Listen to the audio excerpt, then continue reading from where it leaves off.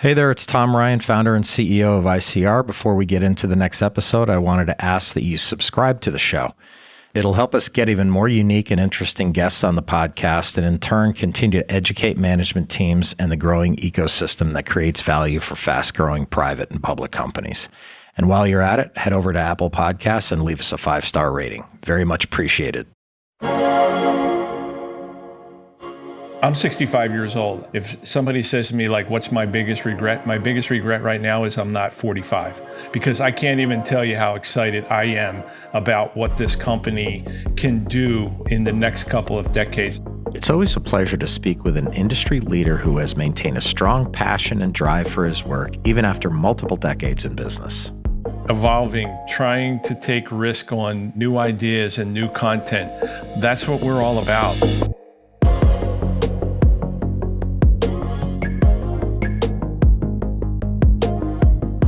Being a public company can be hard. Small missteps can have outsized consequences. I'm Tom Ryan, founder and CEO of ICR, and over the last 20 years, we've helped thousands of companies understand and navigate the stock market and the media.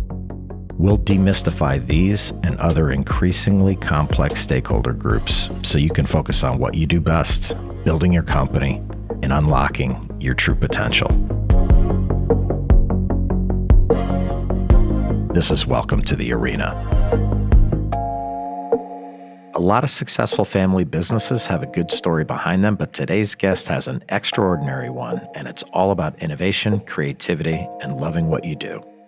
Today, we're sitting down with Joe Hand Jr., president of Joe Hand Promotions, the global leader in live sports for bars, restaurants, and cinemas.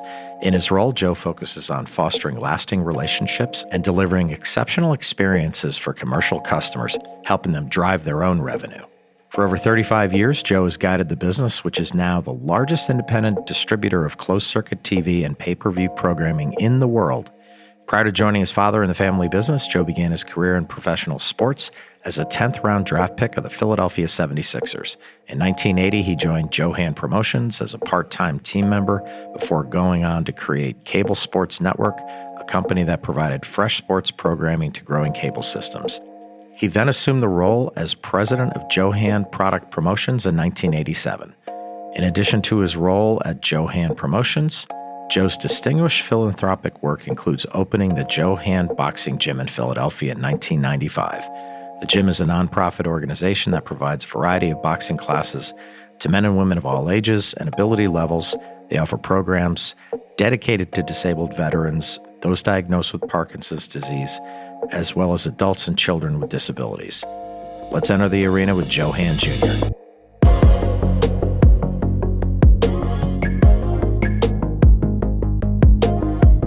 I'm extremely blessed to be involved with a family-owned business that's sports-oriented, let's say. I loved sports my whole life when, I was growing up, and I had always thought that, living in Philadelphia, I could probably get a job with the Sixers or the Phillies or the Eagles or the Flyers, and never did I realize at that point when my dad had started Joe Hand Promotions that I had sitting right here in my lap a company that could give me, just an unbelievable career in sports. So Joe Hand Promotions, we basically bring sports and entertainment content to bars, restaurants, car dealerships, barbershops, any out-of-home, non-residential type of location. October the 21st will be our 52nd anniversary, and I've never been more excited about the future of our business as I am today. It's incredible for any business to be around for 50 plus years, so congratulations on that, Joe. Kind of drilling a little deeper into what you do. So in other words, if I'm a bar owner, I can't really just use my personal account to flip on some kind of sports-related content. That's technically digital piracy from what I read. Tell us about the need for your product and why you do what you do.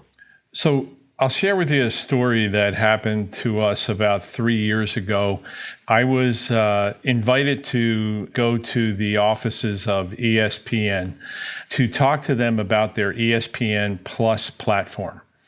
And when we went into the meeting, I had been granted this meeting because of a friend of mine.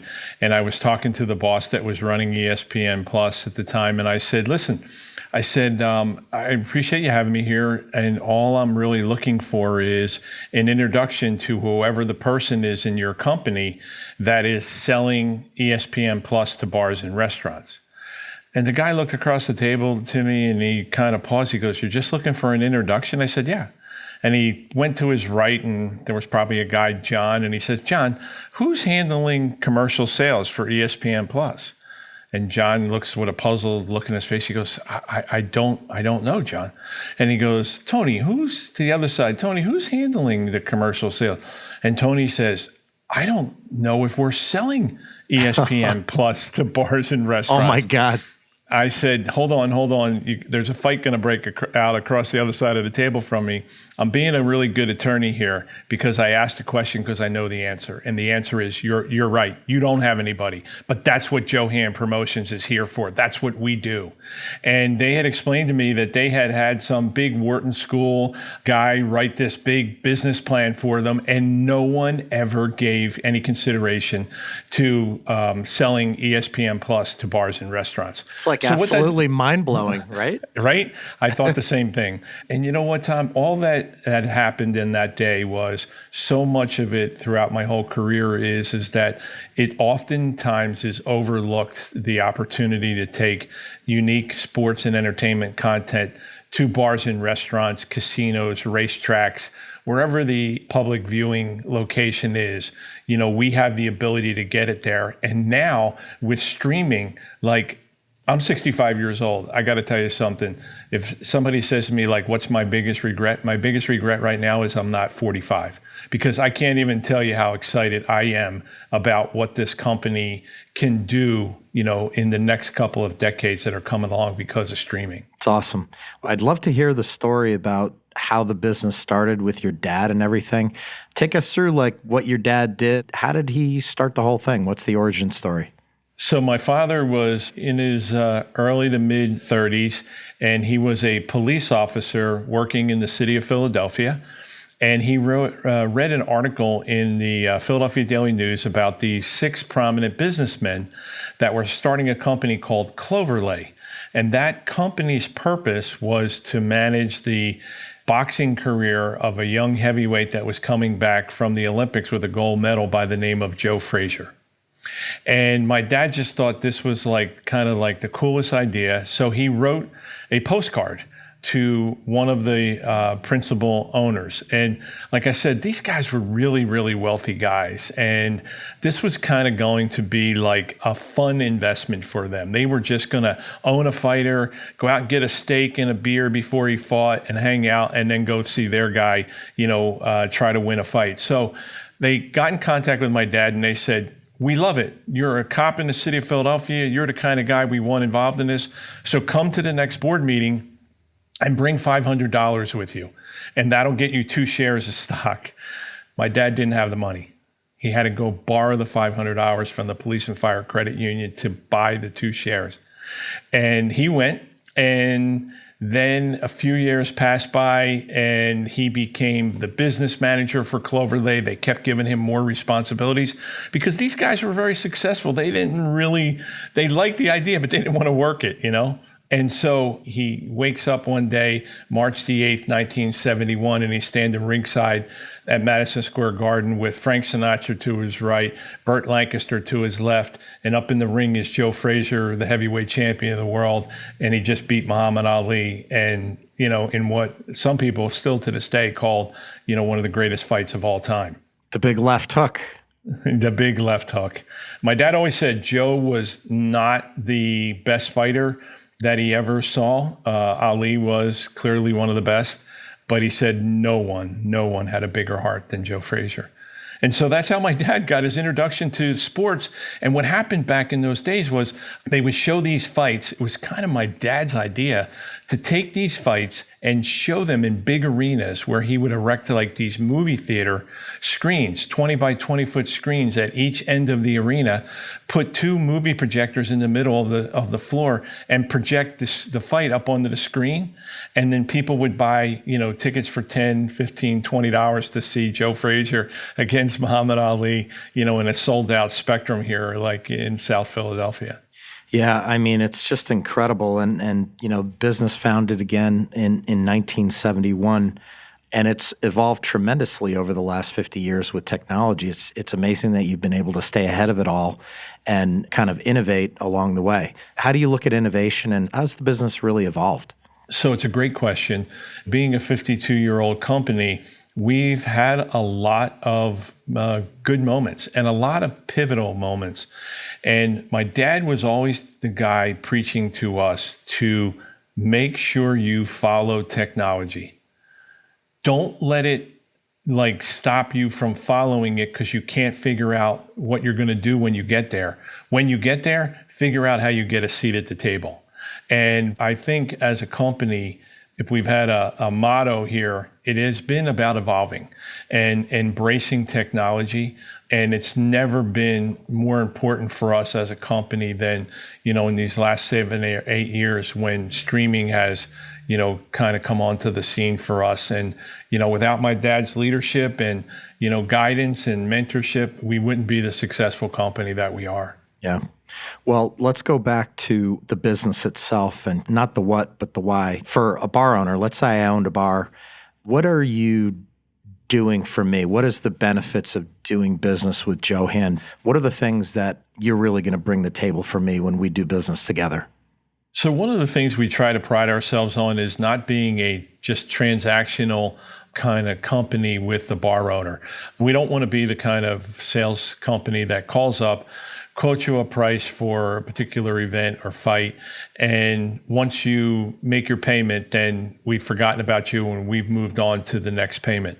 We are trying to be more of a supporting advocate for the bar owners. We supply to them all these digital assets that we can, and we're developing a service now called Agency as a Service, where we are going to ask the bar owners to let us take over their social media platforms that they have. And what we're finding is that they are so welcoming us to do that, because a lot of the bar owners that have gotten through their careers and established themselves to own bars are not 20 years old. They're older guys or older women, and they have, struggled with understanding, new technology and what does it mean to be a social media influencer. And when you tell them that you're going to help them do that, it's like, they want to hug you because, they know it's something they should be doing, but they've been avoiding doing it. And we have tons of people that in our company that are out there to hold the hand of our customers. And we think that that's really, really important. And we think that's one of the things that makes us stand out from any kind of competitors that might be out there. Are you able to capture the analytics of the restaurant or the outlet itself? Meaning, when you host these kinds of events, this is what happens to attendance and beer sales and food sales, bring kind of data to the table when you're sitting down with a potential customer? So we're not able to tie into their registers or get any kind of financial information. But like I was just saying, they are so willing to share it with us when we ask, because they know that we're trying to help. And so if we do ask, especially from some of the big chains, Buffalo Wild Wings, Dave & Buster's, Hooters, Miller's Ale House, all of these chains, they're looking for us in some way to, help them make these events, bring customers into their establishment so that they will visit on the night of the event and spend money on food and beverage. But if they have a good experience and maybe haven't been there before, that they'll come back another night when there isn't a, special event going on. What kinds of events are Johan Promotions bread and butter? What are you great at? I think for the longest time we were known as the fight guys because, for decades we were doing just boxing, only boxing. And then I started a relationship in 2001 with the UFC and Dana White.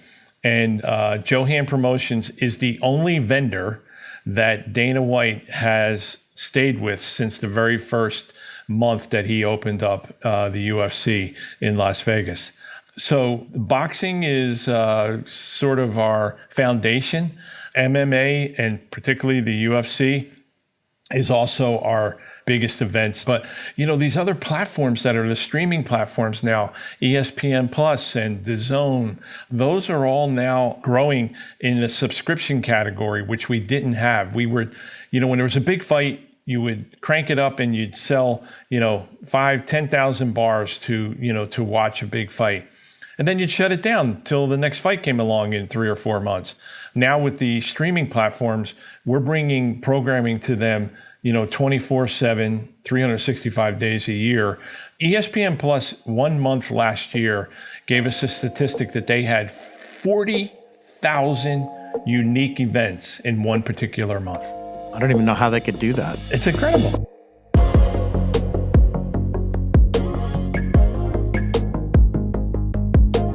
Johan Promotions isn't just about sports. They've offered events like Eric Clapton's Crossroads Guitar Festival, and for them, nothing's off limits. Evolving, trying to take risk on new ideas and new content. That's what we're all about. And the UFC is the greatest example of that. When Dana bought that company, they were, I call it the Titanic. They were taking on water and going down, and he turned it all around with Frank and Lorenzo Fertitta, and they sold the company for $4 billion. But we're always willing to look out there for new content and new programming, and we don't like to make the decision about doing business or selling events that just programming that we like. There's all kinds of things out there that are on the horizon. There's an English dart league that has come over here to the United States, and they had a tournament at Madison Square Garden and sold it out this past year. And we're thinking, wow, could that be something that could play for us? We really do kind of keep our eyes and ears open and want to try and explore it. The music events that we did this past year was a byproduct of coming out of the pandemic, where the movie theaters started to install the technology of being able to receive live events. And that's where the music has come in, and we've done a pretty good job with that. I'm pretty happy with it. A lot of options for you, Joe. How do you narrow it down to hey, we're going to focus on these 6 things as part of our growth strategy going forward? What are you most excited about? How do you allocate your resources behind those things? Yeah, so I would say that one of the first things that we take a look at, and if you go back in the boxing business, I always used to say it's a name-driven business.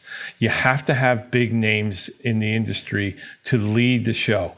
So when we're looking at, new programming, Eric Clapton or something of that nature, we are looking for that programming to resonate with the customer, so that if they know that the bar or restaurant is showing it, that they'll want to come into that bar and restaurant and show up and watch the event. And we're open-minded. So I wouldn't say that there's anything, specific. Like we got 6 things that we're looking for. I think we just give an honest evaluation of new programming that's out there and say, hey, do we think this could work? And we have an advisory, kind of group of bars that we'll call and say, hey, what do you think? Do you think this could work in your place? And we'll take that and let that help us make a decision. Do you think about M&A and what is the landscape there for Johan Promotions as you see it? I absolutely do. If we ever dipped our toe into the M&A space, I think we would do it for reasons that would help us further grow the company and maybe help us further acquire the rights for different content. The biggest piece of commercial programming out there that's kind of like number one far and away is the NFL Sunday Ticket. Now, those rights were sold for a few years for $200 million. And as much as I saved my pennies along the way, and I know my dad did, I'm not in that category. Not there yet, Tom. Maybe if I could bring you in, we could get there. I doubt it. But if we could maybe look to acquire rights for content, and why that is interesting to me now is streaming allows us to go outside the boundaries of the United States. We've been selling most recently in Australia, South America, in the UK, and that's all because there are opportunities for us to do that. Once you start going out of those US boundaries, then the price tag to buy the rights for some of these events could be kind of hefty. And that's where I would say that I wouldn't necessarily want to just look for somebody for the company that is a financial investor, but more of a strategic investor. Somebody that might be able to come in and help us understand and grow in the international space outside the US. I think we nailed the US. I think we got this market down, but I think that there's great potential out there. Well, time's on your side.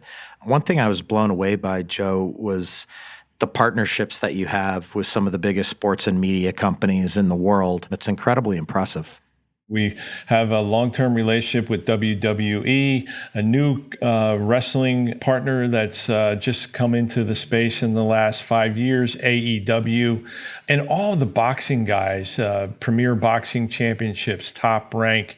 Those are all companies that we have either started and launched new relationships while they're launching their networks or bringing their programming to the marketplace, or we have long-term relationships. We've been in business with Top Rank for probably as long as this company's been in existence. So we're very fortunate to have a nice blend of long-term relationships, new ones that we continue to cultivate, and new ones that we're out there always trying to pursue and making them part of our portfolio. Yep. All about building trust and doing what you say you're going to do. Take us through kind of the COVID adventure briefly, and then what are you seeing today with all the macro stuff going on in the world?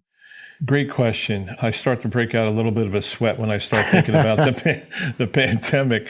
It was a scary time. But as kind of true to form with this company, a few years prior to that, Joe Promotions decided to hire its first chief financial officer and our first chief operating officer, which was all part of our plan to capitalize on the growth that we saw was coming in the business. And we wanted to be prepared when those opportunities came. I think we came out of the pandemic bigger, better, and stronger than we ever were, because so many times through the course of the year, this business is so fast-paced and so quick-moving that we don't oftentimes get the opportunity to go and kind of go underneath the company and to build the infrastructure and pay attention to our sales platform. And so we spent a lot of time, because we weren't selling anything, kind of building this company. Yeah. That what we found was, coming out of the pandemic, that families were being very cautious about their money, and that a communal experience meant something to them, and that going to watch these events in a watch party setting or something like that, where they were not having to spend $80 at home to watch the event and then buy food and pizzas and drinks and wherever it was on top of that, that they could do it for less in a bar and restaurant. And so we found out just a tremendous amount about ourselves. And I think we tried our very, very best. And this was Dana White's idea. When we first came back on a first UFC fight, he cut the price on what he was selling the UFC to bars and restaurants based on the state laws on how many people you could get in your bar and restaurant. So I'm going to make this up. You're in Idaho, and the state law said in Idaho you can do 25% of your capacity. Well, if that bar paid $1,000 to show the UFC, Dana only charged them $250. And boy, did those people appreciate that, because just getting those 25 people in there meant so much to them to get back on their feet. And I attribute that to, Dana's just great business mind and savviness. And so that's what we learned coming out of the pandemic. I think we came out of it bigger, better, and stronger. Awesome. I wanted to go back a little bit into your own career, Joe. Drafted by the Sixers, that's like nuts and such a cool thing. What was your professional sports career like? What was that experience like for you? So it was 3 days. That's okay. I got cut at the end of rookie camp. But Tom, there's a great story with it. In Philadelphia, the 76ers had a coach by the name of Billy Cunningham, former NBA great, and last NBA championship that Philadelphia won, Billy was the coach. Him and my father were partners in the travel agency business together. So what happened in 1980 was when the NBA draft would happen, every team had to pick 10 guys. So when they got to the 10th round, Billy says to my dad, I'm going to pick Joe. And my dad was like flabbergasted, and so was I. And so I was the 10th round pick of the Philadelphia 76ers. I was one pick away from being Mr. Irrelevant in the NBA draft. But in all honesty, I never realized what a great experience that was going to be for me, because I'm going to lunch on Friday with Billy and my dad, who are still good friends. And he has been a great mentor to me through my whole business career. And when I went to camp, those were 3 of the best days of my life. Billy knew that I played a little bit in college, and he said, I've seen you play, and I know that if you're in any kind of shape, you'll come out here, and I want you to come. And so I went. And I don't think I embarrassed myself. I certainly had a great time. And, who doesn't want to say on their resume at some point, hey, I was a former NBA player? You can tell I'm a sports guy. I've played sports my whole life. And how lucky am I to get to, every day go to play or go to work, in the sports world. And this little company in Feasterville, Pennsylvania is doing business with some of the greatest and biggest sports companies in the world. It's been an unbelievable journey, and I'm really, really blessed. So cool. I want an internship, Joe. I'm going to follow you around and be like your intern. I grew up a huge Joe Frazier fan, so I'm loving like this whole story. Like my dad was a huge Joe Frazier fan. I'm 59. I remember every fight, and I felt Joe like took all the punishment. But I always associated Joe with Philadelphia. And so I know that you started this boxing gym, a big philanthropic pursuit. Did that experience kind of with Joe and your dad lead you to pick boxing for your philanthropy and create something around that? Tell us about it. Yeah, absolutely it did. 2 things.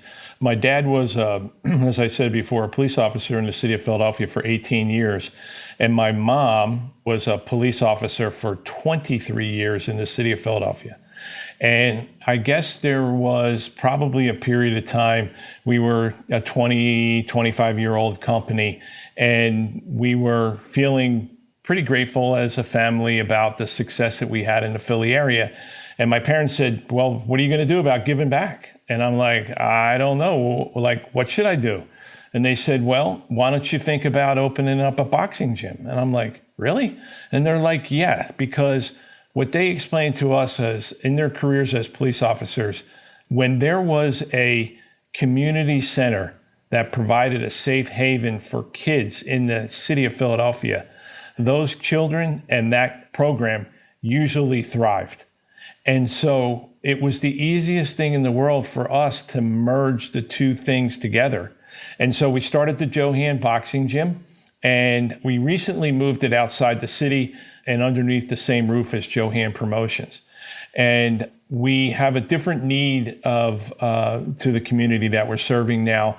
And that is there's a lot of people in the community that are unfortunately dealing with Parkinson's. We have classes here for autistic children, special needs adults and children, and also veterans. And we feel as though the reason those classes are all so well received and so crowded is because we're providing something for this community that they were looking for that they didn't have before.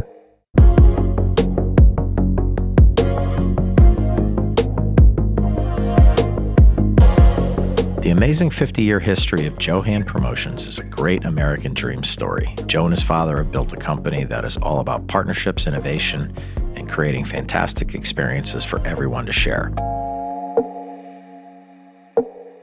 At Welcome to the Arena, we're working really hard to bring you exciting guests and great content. If you found this episode insightful, subscribe to the show on your podcast app and leave us a 5-star rating. The more the show grows, the more interesting voices we can have on the podcast, and in turn, that should demystify a lot of the stakeholders around public companies and soon-to-be public companies. Thanks for listening. I want to thank Joe Hand Jr. for being on the show today and sharing the incredible history of the company. Not only do they have a great origin story, but the company is all about being ahead of the curve in sports and entertainment, and I'm excited to see how they'll evolve next. This is Tom Ryan. We'll see you next time back in the arena. References to specific stocks are not intended to be recommendations for specific trading behavior. Comments presented on this podcast are intended for informational and educational purposes only, and do not represent opinions or recommendations on whether to buy, sell, or hold shares of a particular stock. All investors are advised to conduct their own independent research into individual stocks before making a trading decision. In addition, investors are advised that past stock performance is no guarantee of future price performance.